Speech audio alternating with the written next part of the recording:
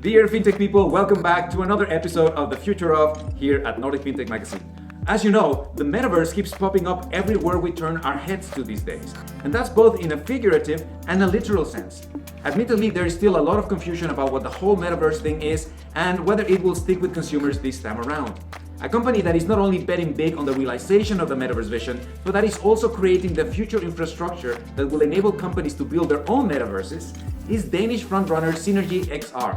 And today we had the awesome pleasure to sit down with its CEO, Matt Strolsgaard, to talk about what the future of the Metaverse might look like.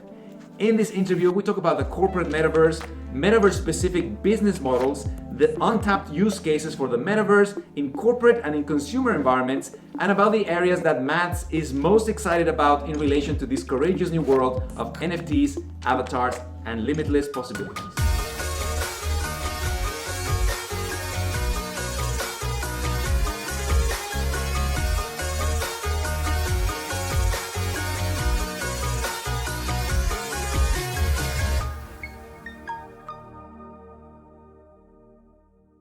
Thank you so much for being here. It's great meeting you, and it's great that you could join us here in Copenhagen. Thank you very much. Thank you for inviting me. It's great having you here. So let's just start with the basics. Tell us about Synergy XR. What do you do? What's your value proposition? We build a platform that enables companies to easily create their own part of the corporate metaverse. That enables them to fast and easy create virtual content for augmented and virtual reality without having to program, without having to worry about all the technical stuff. You can basically drag and drop your 3D models, images, videos, content into a secure backend, and from here you can create your own environments without having to program. And this means a lot to companies. Furthermore, actually, you can also collaborate across borders, country borders, in a full virtual or mixed reality environment, and save time on traveling, on downtime. So you'll basically minimize downtime on employees, and you'll minimize your costs on traveling. And of course, that will also minimize your use of your CO2 emissions, which of course creates a better environment. Right. Okay, so let me just take a step back, because you've mentioned a lot of terminology that perhaps for the layman is not readily understood. So let's start with XR. Yeah. XR stands for extended reality, is that correct? That's correct. So tell us, what is extended reality? So extended reality is augmented, virtual, and mixed reality combined in one. So we don't have to say augmented, virtual, and mixed reality all the time. We basically just use XR to combine it all. Right, okay, and so I think augmented reality, most people are familiar with the... Augmented reality is when you see the reality, the physical world as it is, with virtual layers over. Mm-hmm. That's at least how we understand augmented reality. But augmented reality is also sound. It can also be sound. So once you go maybe in a museum, you experience that, you'll trigger some sensors and you'll get some sound of where you are and which create a move. That's actually also augmented reality. Okay. But the way we really understand augmented reality is when you get virtual layers over, for example, your mobile phone of something. And I think the common sense came from, where people really understood it was with Pokemon Go and IKEA place where you could see furniture in your own home and stuff like that. So that's augmented reality. When we talk about mixed reality, we are kind of in a deeper layer of augmented reality. We take the physical world into considerations when we place virtual content. So that means that we will understand the room settings, and that makes us enable to place virtual content behind things. So in augmented reality, it will be over things, overlays, you will just see it overlays and it will kind of lose the illusion. But with mixed reality, we can place content behind this table, and I was sitting here, I could not see it, but if I went over here, I could see it. Right. Yes. Okay, so Synergy XR that enables content to be created in all of these layers that are beyond. All of these layers. The last layer is, of course, virtual reality, where you are in a full virtual world. So in there, it's a bit more mature, this technology, because we are in full control as developers of this. We are in full control of the virtual world. Okay, so now I want to understand from your perspective, what made you think years back that look at where the industry was going and look at the technology and made you think that's where I want to be, because that's where the future is going to be? What was your thinking process that drove you to get into this industry? I actually think I remember the day, and that was when I got Oculus, the first developer kit. They went on Kickstarter with this developer kit, and we backed them, and we got the kits in the company. They started to ship them out, and the first time I was just wearing this, I was blown away. And I expect Mark Zuckerberg had exactly the same thing, because 2 years later he bought them for $2 billion. but I was totally amazed, and I was traveling around whole of Scandinavia and showing people how awesome this was with my laptop and the virtual reality headset, and trying to explain to people that, wow, this is gonna be the future. But there's a lot of downside with the early technology, was that you got really sick really fast. Even I did. And I remember one of our developers, he showed me around on this ferry. It was a true copy of a ferry. He showed me around with this Xbox controller, because that was how you were navigating that back then, and which makes you insanely sick. And even though I was in there for half an hour and walking all over this ferry, it was a true copy of a real ferry. And I saw every room in there and stuff like that, and he was just really amazed. He was sitting with his laptop and showing me around as well, and I was walking around after him. But I got so sick that I had to lay down for 2 hours on a sofa, and I was really feeling bad. Right. But it got me anyway. Yeah. All right, so I want to go back to another term that you used at the very beginning, the corporate metaverse. Yes. What's that? The corporate metaverse is what we are building at Synergy. It's because for over a decade we've been producing augmented virtual and mixed reality applications for some of the largest brands all over the world. The metaverse, as Mark Zuckerberg and many others describes it, is an open network where we can jump in and out from different apps and solutions, but it's also a very open network. And we don't believe that companies will be that open as the metaverse is starting to be built. We have experienced for the last decade we've been working with these companies that, of course, they're very focused on security. They're very focused on their own technology and protective around the technologies and knowledge, and all the confidential material.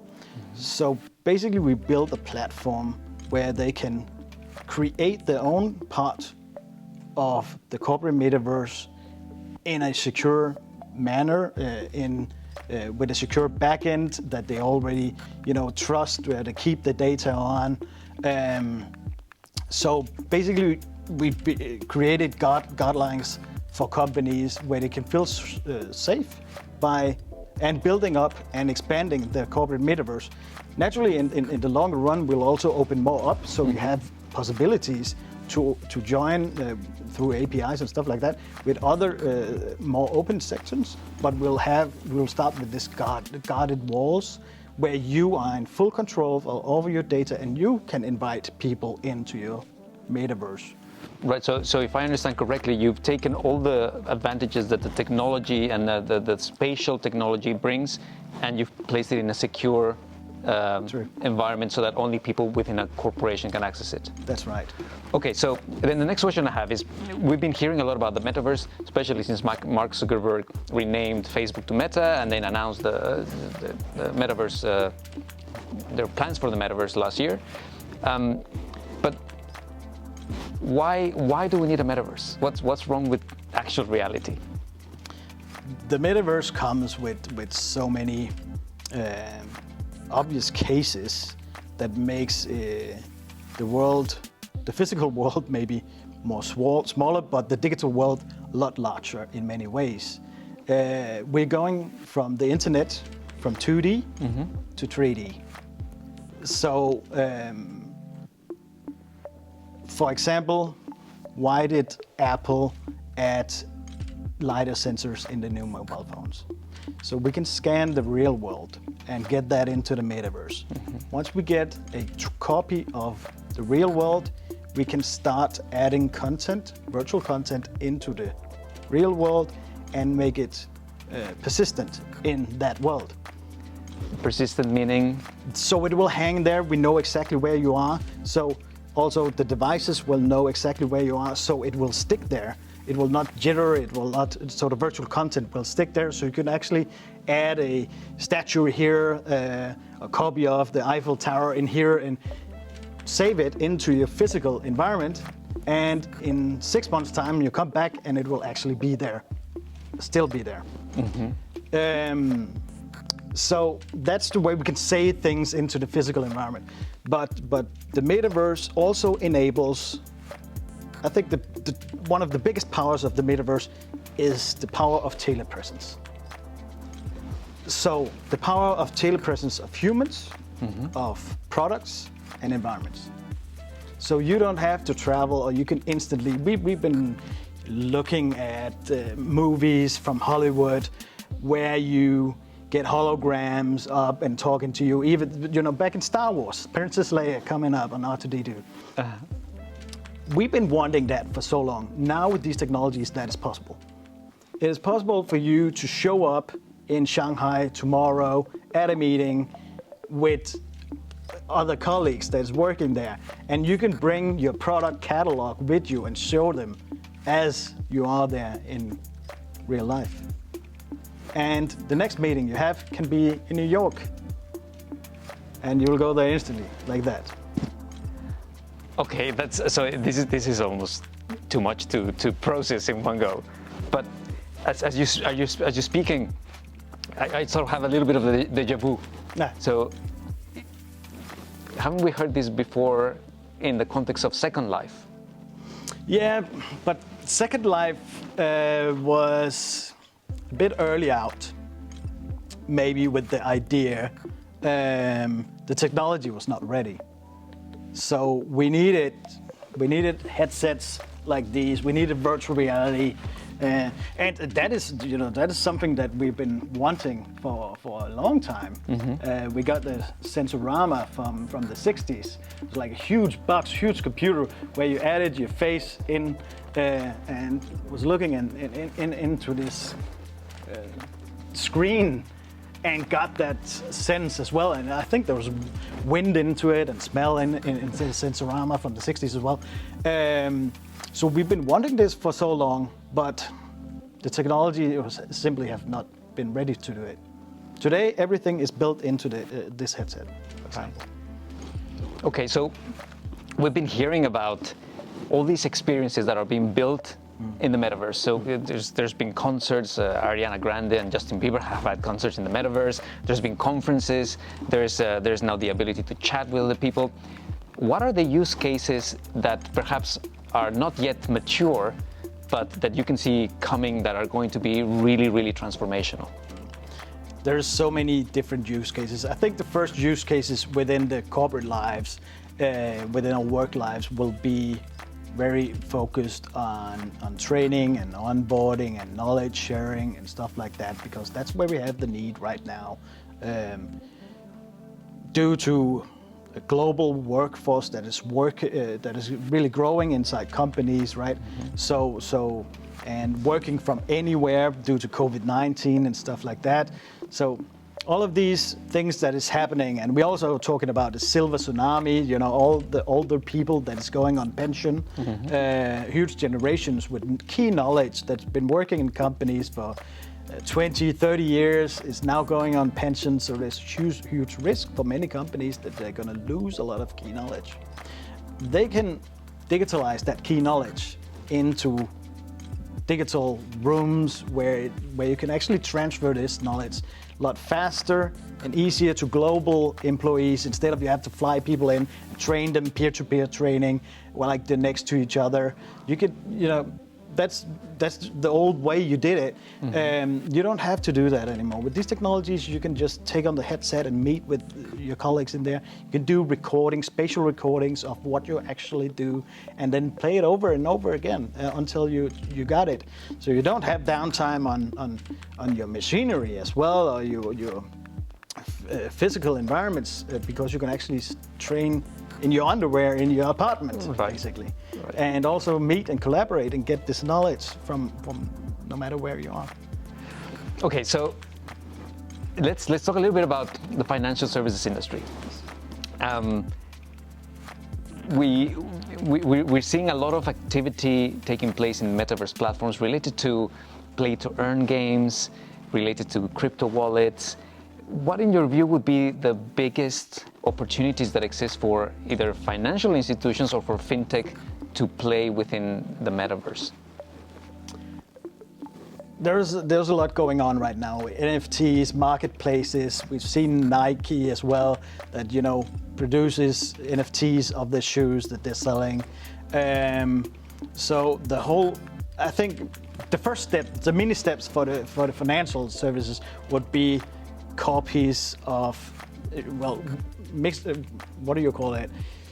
Banks in, basically, if you think of a bank, when you enter a bank, you used to, like you've done it the last 200 years, going to a bank and you have a employee here that helps you and guides you with your economy. Basically, I think the first steps will be like copies of banks that you can enter virtually and get, guidance and help for your controlling your private economy and stuff like that. But you can also do it very visual here, so people understand it a lot better, I think. So you can data visualization is super important, and there's so much data and so much importance in the financial sector that can be communicated in so many other ways that you understand it a lot better, I think. So that's probably the first steps, and then I see it's going to grow a lot with the whole. Also, crypto has an important part. I think for fast transactions and also jumping in and out of different places in the metaverse.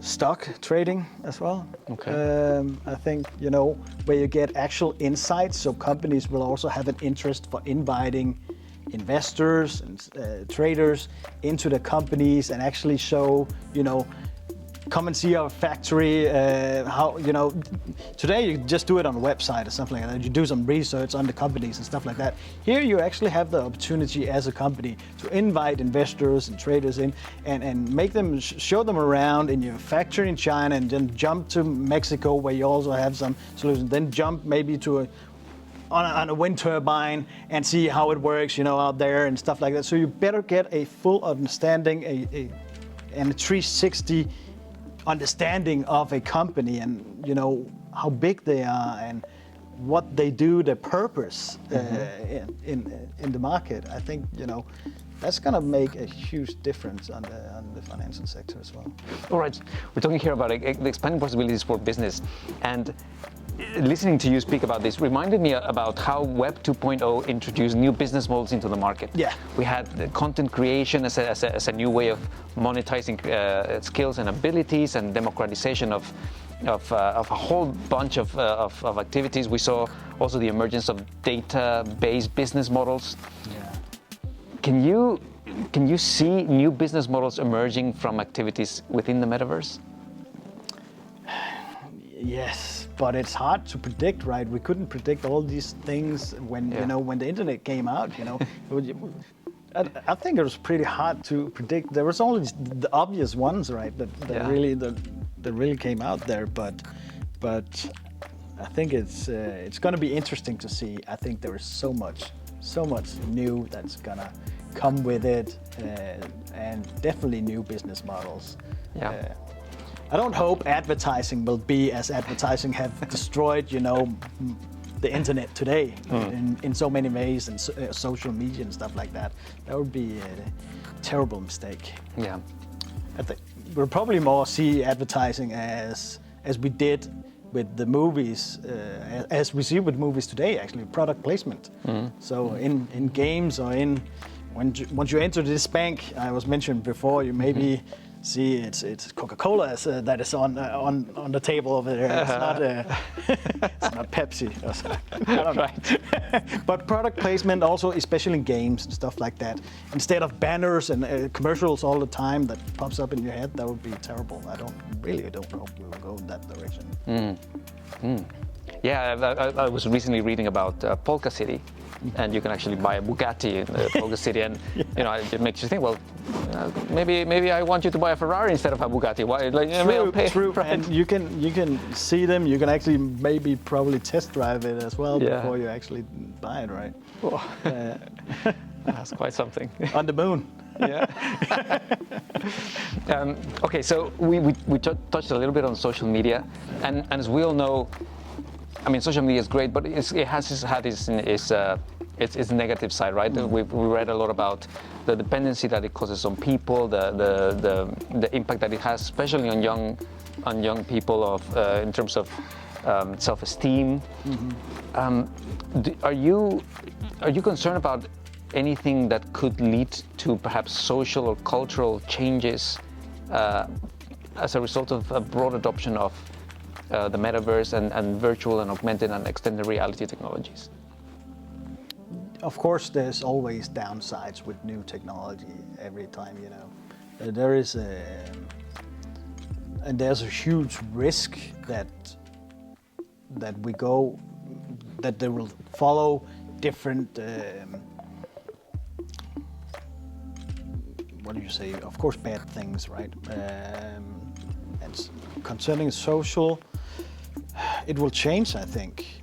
Today, it's very, very much on videos and stuff like that. But I think we will probably in the metaverse hide more behind avatars, and we will be able to design our avatars as we would like, So. Today we see it like there's a bear and a robot and stuff like that, crazy stuff. But soon avatars, you can do a 3D scan of your body today and use that as an avatar, and that will we will be able to dress them, look like whatever you want, and I think we're gonna see this more and more. So people will probably hide behind these avatars, and I see a lot of positive things about this, but also a lot of negative things about this. Side effects, right? On social media, I think we see a lot of people is like bullying people because they feel they're behind. I'm just sitting here with my phone, and it's not that bad being an idiot, basically. Maybe we'll see that when they're covering behind avatars as well. I think, of course, there will be some issues concerning this. For us as creators, we will, also have some tools to try to do it better or do it more right. But there's always evil in some people, and I can't imagine what we will see, but I'm sure we will see some stuff. The good thing is that we can track everything. Right. Basically. Yeah. It will probably be easier to track everything in here in so many ways, because you will have face scanners inside the headsets. They're coming in the next generation, right? So of course, and the reason why because we will want to make avatars more human-like. And once you smile, you'll smile in there. Once you move your mouth, your avatar will move your mouth and stuff like that. So basically, it will also be more harder to hide, probably, with your digital footprints, basically. And do you see that the broad adoption of the metaverse would displace certain activities or would complement some of the activities that we carry out, social activities, or as you mentioned, meeting with colleagues remotely? Is this a replacement, a complement? How do you envisage that? That's some of the good sides I think we will see. That is, we'll have because the workforce is being more and more global, but in my age, I think that it's quite strange that my son has friends that he's never met before in Fortnite or something like that, right? So I think that generation is used to, connect with friends from all over behind avatars and stuff like that. So I don't think that will be so different, and it enables you also to create like company culture more than you have today. You have it's very local cultures that you have in the different departments. It's a lot harder with company culture. I think that will be a lot easier once you have a full virtual environment that everybody can join in. So yes, as you say, in the break, you can, after you maybe eaten your lunch, you can meet with your colleague Pablo in Sao Paulo and play some table tennis with him, right? And you can do that today. Right. Right. And then jump back and go to work. Yeah. So that is some of the really cool sides. I think that we're going to get a lot closer to each other, closer to colleagues that, is at the other end of the world, and a lot more knowledge sharing and yeah. So that is some of the really cool sides that I like about this. All right. So then just to finish, what are you most excited about when you look towards the future, and a future where the metaverse and these technologies have become mainstream? What excites you about that? The power of telepresence, really. That is that I can go places, travel to endless imaginary worlds as well, and but also in the physical world, be there, see it, without spending so much time. Of course, I don't think it will. We as people will also travel in the physical world, and of course, but that will be more when we're not so much at work. That's for experiencing, and then I hope that we can be more present in the real life, real physical life, when we are in there, and then in the virtual world, when you go for the corporate metaverse, at least when you go to work, then you can solve a lot of different tasks by being there in another sense. Yeah, that's very interesting, right? Because today we're almost become accustomed to the fact that we're here, but how often are we here? But I'm also we're here looking at these screens all the time, right? But it's a lot. I think it's a lot easier to take off the headset and then you're present than it is to well, it's a decision that you make, right? Right. But that's also with the headset you have now. The headsets in the future will also be like thinner, lighter glasses that you'll probably wear all the time. Yeah. So that's how good will we be to do this? Yeah. Yeah. Actually, I think there was maybe one topic that should be discussed as well. That's the political side of it. Where also restrictions.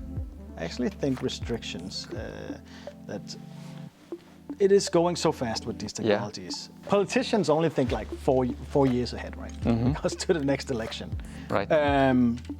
But I think we really need some restrictions, guidelines for setting up restrictions before companies will, be there and take control, like we maybe also have seen with some of the social media platforms how much power they have.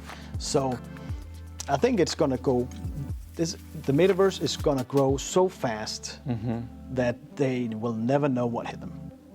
Yeah. Yeah. And so this is quite interesting, right? Because regulation is always a step or two behind innovation, right? It's only until innovation started wreaking havoc that regulation has to come. And the sense I get when I speak to people, especially in incumbent industries, is that there's a generational divide now on what's happening. Even the terminology, the lingo. You talk about, oh yeah, Discord. This what? What are you talking about? Like, oh, well, these gaming platforms. It's such a big divide that I think generationally has never been so wide. So you're right. How do they come to terms? How can they regulate something that they probably won't be able to understand for another 10 years, right? Maybe the people who understand it are young people that are not yet in positions of regulatory power. It's an interesting question, but I think it needs to get up there and it needs to be on the agenda on how should we attack this. Yeah. With GDPR, these kind of regulations, I think it's super important that they come, and it should just be easier to navigate under these regulations. But I think it's super important that the metaverse gets on a topic on the political agenda. Right. Yeah. Right. Okay. Well, definitely a very exciting future to look forward to, perhaps with some caution as well. But of course. Thank you so much for coming and speaking to us. It's been really fascinating listening to you, and I've, at least I'm sure people here in the room feel the same way. I think you've got us really excited about the possibility of what's coming. So we appreciate that very much. Thank you very much. Thank you.